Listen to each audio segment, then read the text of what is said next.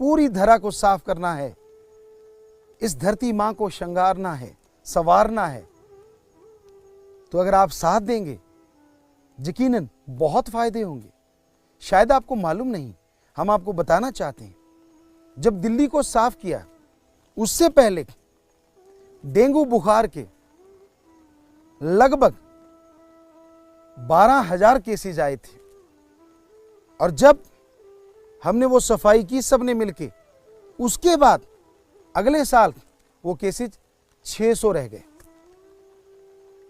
0 भी हो सकते थे, लेकिन बहुत लोगों ने अमल नहीं किया।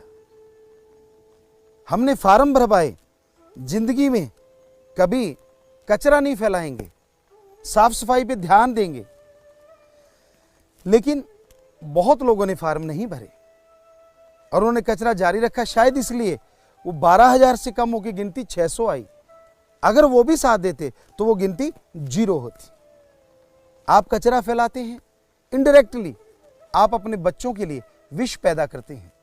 उस कचरे से बैक्टीरिया, वायरस पैदा होते हैं जो बदहजमी, उल्टियां लग जाना, बुखार होना, शरीर के बहुत से रोगों का कारण है।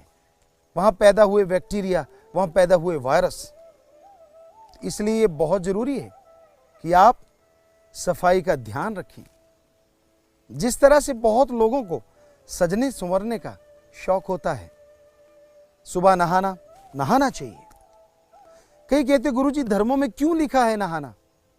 धर्मों में नहाना नहीं लिखा, धर्मों में लिखा है आप एक तरह से नींद उड़ाएं, हाथ धो लें, मुंह धो लें, लेकिन शरीर में से अगर बदबू आती है तो नहाना जरूरी है। क्योंकि जब ध्यान में बैठते हैं तो पहला श्वास बॉडी के पास से आता है, और शरीर में से कोई भी पसीने की या किसी भी तरह की स्मेल आ रही है, बदबू आ रही है, तो उससे आपका ध्यान भंग होगा। आप ईश्वर की भक्ति नहीं कर सकते, अल्लाह, गॉड, खुदा, वाहिगुरु को याद नहीं कर सकते। तो इसलिए नहाना जरूरी है, सफाई रखना जरूरी है।